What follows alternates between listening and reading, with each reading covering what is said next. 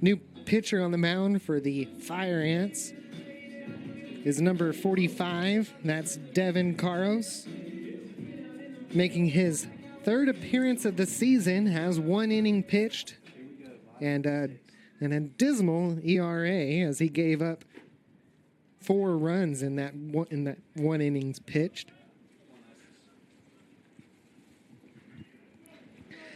Caleb Estes, leading off for the Rhinos here in the 6th inning, was able to reach base on balls back in the 4th inning.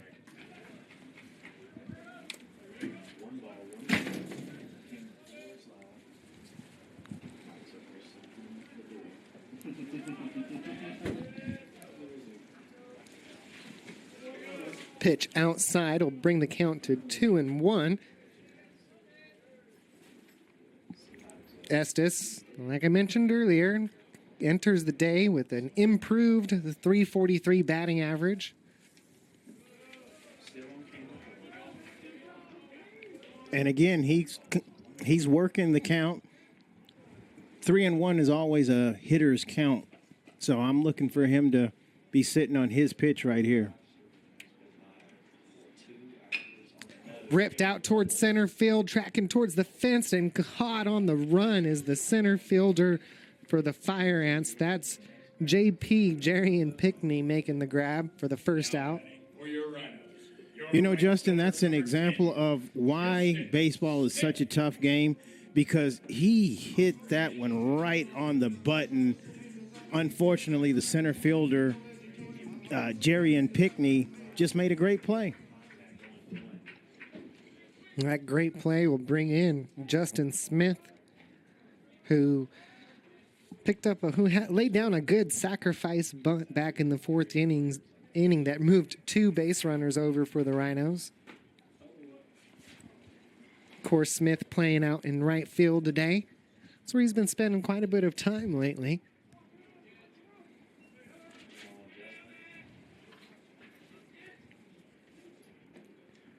Smith working ahead in the count. It's now 2-1 with 1 out. On the mound, Devin Carros, excuse me.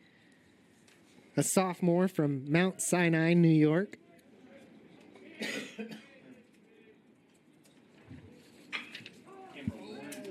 That's hit hard out towards center field again, tracking out the fence and gone. A home run for the right fielder, Gaston Smith.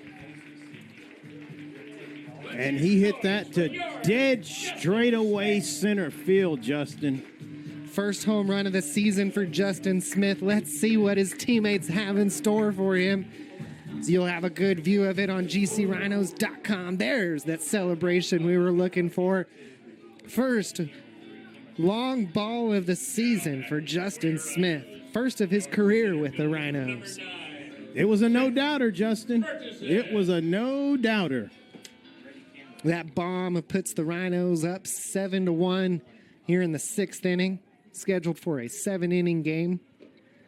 Doubleheader today, both games scheduled for 7 innings.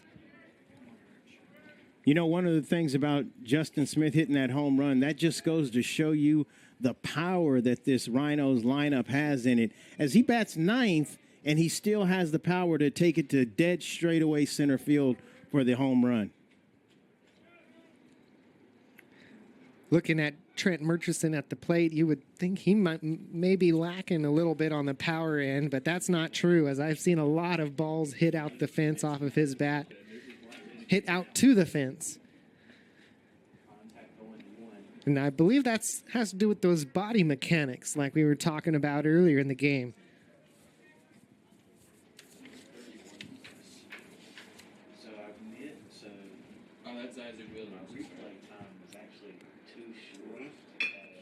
Ripped towards second, enough time for the fielder to make the play for the out. That's the second baseman, Quinn Gamage, for the second out here in the 6th inning. And just as I mentioned it, those body mechanics, there's that I can't say it, Sherrod. Kinesiology major, Quinn Gamage making the play for the Fire Ants. And that ball was hit hard. It was just hit hard at the second baseman. Designated hitter Brandon Crabtree now up to face Devin Carros.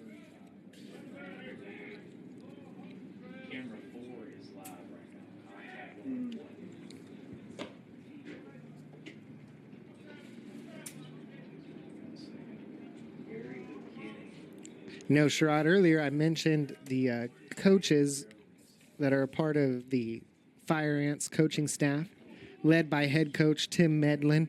I forgot to mention their volunteer assistant, Wally Jones, a longtime American Legion coach in this area.